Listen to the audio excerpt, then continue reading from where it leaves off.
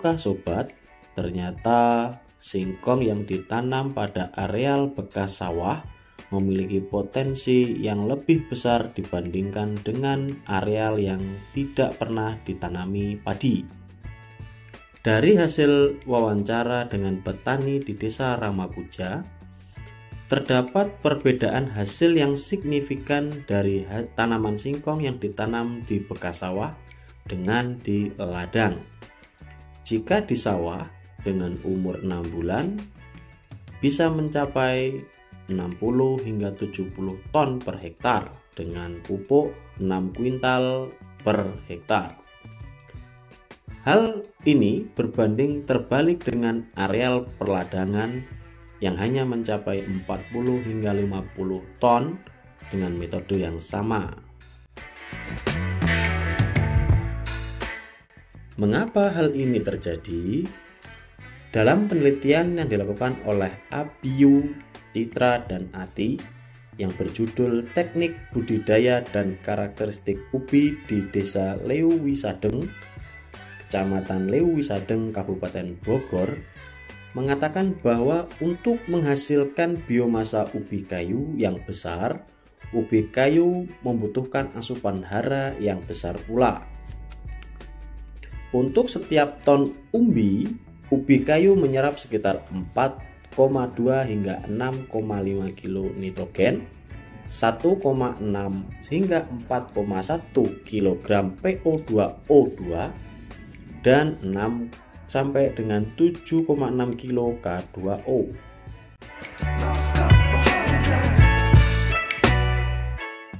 Dari beberapa sumber menyatakan tanah sawah bekas ditanami padi akan memiliki potensi hasil singkong lebih tinggi dibanding dengan tanah yang tidak ditanami padi. Pada tanah sawah, menurut penelitian Triharto mengatakan bahwa kadar K total tergolong tinggi terjadi akibat pengembalian jerami padi atau sisa tanaman ke tanah. Hal ini juga didukung oleh pertanyaan Makarim 2007 yang mengatakan bahwa sebagai pupuk, jerami padi cukup efektif sebagai sumber kalium. Selain itu, kadar P tersedia di tanah sawah tergolong sangat tinggi. Hal ini diakibatkan karena petani melakukan penanaman yang insentif setiap tahunnya dan pemberian pupuk fosfat yang intensif.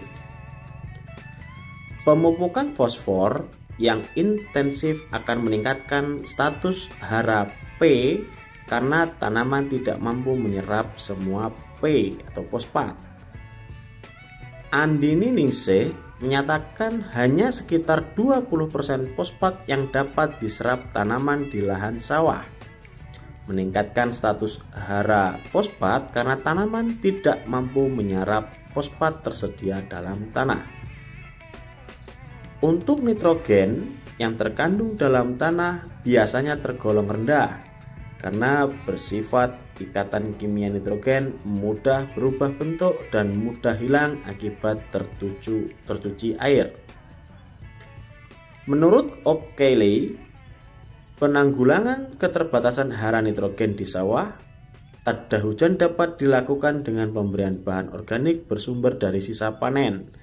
Hal ini sejalan dengan yang dilakukan petani karena setiap selesai panen jerami yang masih di sawah akan dibakar atau langsung dibajak.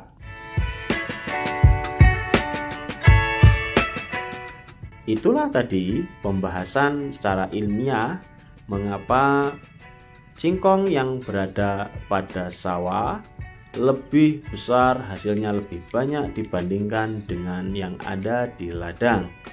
Demikian video yang bisa kita sampaikan. Terima kasih.